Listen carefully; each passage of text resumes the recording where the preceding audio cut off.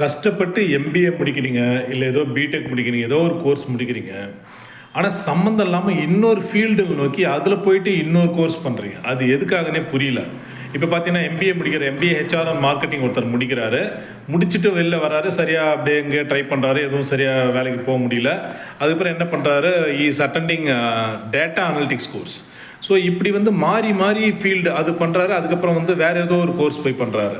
அப்புறம் போயிட்டு டேலி பண்ணுறாரு. ஸோ இப்படி வந்து என்ன பண்ணிக்கிட்டு இருக்கோம் அப்படின்னு தெரியாமலே நிறைய பேர் பார்க்குறோம். நீங்கள் என்ன ட்ராக்ல படிச்சிருக்கீங்களோ அந்த ட்ராக்ல போங்க. அதுதான் உங்களுக்கு வந்து கரியரில் நல்ல மைலேஜ் கொடுக்கும். நீங்கள் நடுவில் உங்களோட கரியர் டிசிஷனை மாற்றிக்கிட்டே இருந்தீங்கன்னா அது சரியான விஷயம் கிடையாது. உங்களுக்கு ஒரு ஆப்பர்ச்சுனிட்டி கிடைச்சிங்கன்னா நீங்கள் மாற்றுங்க, தப்பு இல்லை. இப்போ வந்து நீங்கள் எம்பிஏ முடிச்சிருக்கிறீங்க, எம்பிஏ ஹெச்ஆர் முடிச்சிருக்கீங்க, ஹெச்ஆரில் போகணும்னு நினைக்கிறீங்க.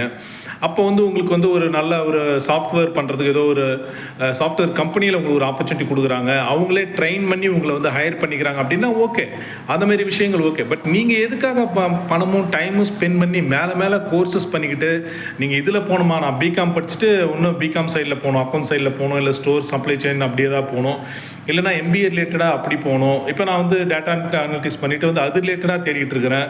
அப்புறம் ஏஐயில் ஏதோ ஒரு கோர்ஸ் பண்ணுறாங்கன்ட்டு பார்க்குறோம். இப்படி வந்து மாற்றி பண்ணுறது, ஏதாவது ஒன்றில் போயிடலாம் அப்படின்னு நினைக்கிறது ஓகே தான். பட் வந்து இது எதுலேயுமே உங்களுக்கு வந்து கரெக்டாக செட் ஆகாமல் இப்படி மாறி போயிட்டே இருந்தால் மைண்டே வந்து நம்ம வந்து ஆசிலேட் ஆகிட்டே இருக்கும்.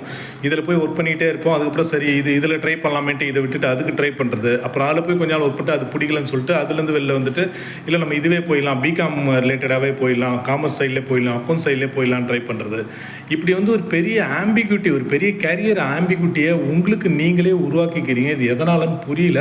மேபி நீங்கள் பார்க்குற நிறைய அட்வர்டைஸ்மெண்ட்ஸ் இல்லை ஃப்ரெண்ட்ஸு அவங்க வந்து இது பண்ணாங்க, அந்த கோர்ஸ் பண்ணாங்க, அங்கே பிளேஸ் ஆகிட்டோம் அப்படின்ற எண்ணமா என்னன்னு தெரியல. உங்களுக்கு வந்து என்ன கோர்ஸ் நீங்கள் பண்ணியிருக்கீங்களோ அது ரிலேட்டடாகவே போகிறது தான் உங்களுக்கு ரொம்ப நல்லது. உங்களுக்கு பிடிச்ச விஷயத்தை பண்ணுங்கள், இல்லைன்னா உங்களுக்கு பிடிச்ச கோர்ஸில் ஜாயின் பண்ணிக்கோங்க முன்னாடியே. ஸோ அப்படிலாம் இல்லாமல் மாற்றி நீங்கள் கேரியரில் டிசிஷன்ஸை மாற்றிக்கிட்டே இருக்கும்போது இது வந்து உங்களுக்கு எந்த வகையிலையும் உங்களுக்கு வந்து ஹெல்ப்ஃபுல்லாக இருக்காது. லைஃப்பில் மேலே போகிறது ஒரே ட்ராக்கில் போகணும் அப்படின்றத நீங்கள் நல்லா மைண்டில் வச்சுக்கணும்.